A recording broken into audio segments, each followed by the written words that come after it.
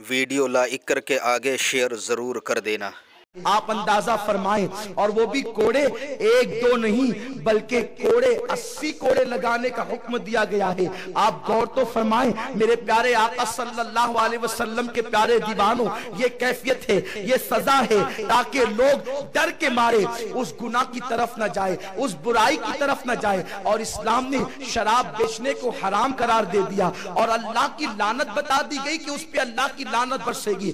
شراب کشید کرنے والا یعنی جو بنائے اس پہ بھی لعنت، جو بیچے اس پر بھی لعنت، جو لائے اس پر بھی لعنت، جو لے جائے اس پہ بھی لعنت، اس طرح سے۔ اور لعنت کیا ہے؟ لعنت کا مطلب یہ ہے کہ جس پر ایک مرتبہ اللہ کی لعنت پڑ گئی وہ ہمیشہ کے لیے اللہ کی رحمت سے دور کر دیا گیا۔ آپ ذرا غور تو فرمائیں، اتنی سخت سزا کیوں؟ اور جو شخص شراب کا دھندا کرے، کاروبار کرے، اس کے گھر دعوت میں جانے کی بھی اجازت نہیں۔ اگر وہ کوئی تحفہ دے تو اس کے تحفے کو قبول کرنے سے بھی منع کیا گیا۔ یہ ساری چیزیں کیوں اسلام نے رائج کی؟ تاکہ لوگوں کے دلوں میں شراب کی نفرت پیدا ہو جائے۔ میرے آقا علیہ السلام ارشاد فرماتے ہیں، جو ایک گھونٹ شراب کا پیتا ہے اللہ 40 دن تک نہ اس کی نماز قبول کرتا ہے نہ اس کی دعا قبول کرتا ہے۔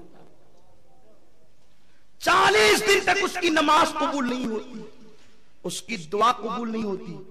جب لوگوں نے تحقیق کی تو پتا چلا کہ اگر انسان کوئی چیز کھائے پیے تو اس کا اثر انسان کے پیٹ میں 40 دن تک رہتا ہے۔ 40 دن تک اس کے اثرات رہتے۔ تو پتا چلا کہ اگر کسی نے شراب پی معاذ اللہ تو 40 دن تک نہ نماز قبول ہو نہ دعا قبول ہو۔ اب میں آپ سے پوچھنا چاہتا ہوں، وہ قوم جو دنیا کو شراب سے روکنے کے لیے آئی تھی، اگر وہی قوم شراب کے پیچھے جائے، وہی قوم شراب کے نشے میں ڈوبی رہے، تو پھر دنیا کو شراب سے کون روکے گا؟ خواب ہوتے ہیں، لیکن شراب وہ بدترین جرم ہے۔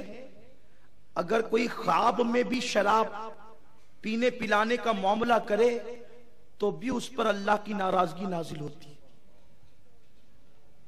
بڑی مشہور روایت ہے، ام المومنین ماں عائشہ صدیقہ رضی اللہ تعالیٰ عنہ کی ایک کنیز تھی۔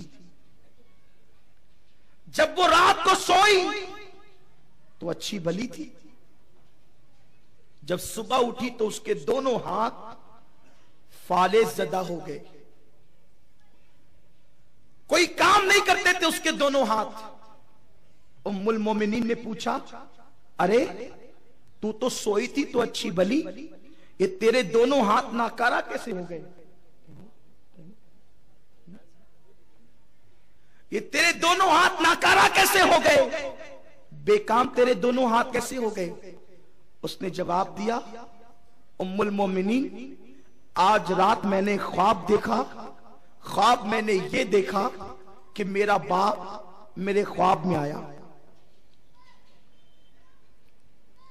اور میں نے اس کو خواب کی حالت میں کہا، ابا کیا میں آپ کو شراب پلاؤں؟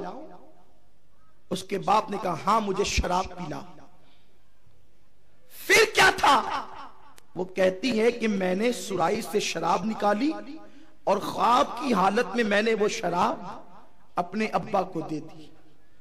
تو میں نے حالت خواب میں، نیند کی حالت میں جو شراب میں نے اپنے باپ کو دی تو میں نے دیکھا کہ اللہ کے 2 فرشتے آئے اور کہنے لگے کہ تو نے اپنے باپ کو خواب میں شراب پلائی، اور انہوں نے اپنے پر اس کے ہاتھوں پر مارے۔ وہ کہتی ہے کہ جب میرے ہاتھوں پر ان فرشتوں نے پر مارے تو میرے دونوں ہاتھ فالج زدہ ہو گئے، میرے دونوں ہاتھ ناکام ہو گئے، میرے دونوں ہاتھ مفلوج ہو گئے۔ ام المومنین ماں عائشہ صدیقہ نے اللہ کی بارگاہ میں دعا کی، مولا یہ تو خواب کا معاملہ ہے، اس کے ہاتھوں کو درست کر دے۔ اس کے ہاتھوں کو درست درست کر دیا گیا۔ اس کے بعد محدثین اور علماء فرماتے ہیں یہ بات ام المومنین کی کنیز کے ساتھ اس لیے پیش آئی تاکہ یہ حادثہ بھی پیش آ جائے، اس کے ہاتھ بھی پھر دعا سے اچھے ہو جائیں اور دنیا کو پتا چل جائے کہ جو شراب حالت خواب میں بھی پیے اور پلائے وہ بھی کہیں نہ کہیں کبھی نہ کبھی عطاب کا شکار ضرور ہو جاتا ہے۔ اب آپ مجھے بتائیں، حالانکہ خواب پر پکڑ نہیں، خواب پر شریعت کا حکم نہیں، خواب انسان کچھ بھی دیکھ سکتا ہے، خواب پر انسان کا اختیار بھی نہیں، مگر یہ بات عبرت کے لیے بتائی گئی۔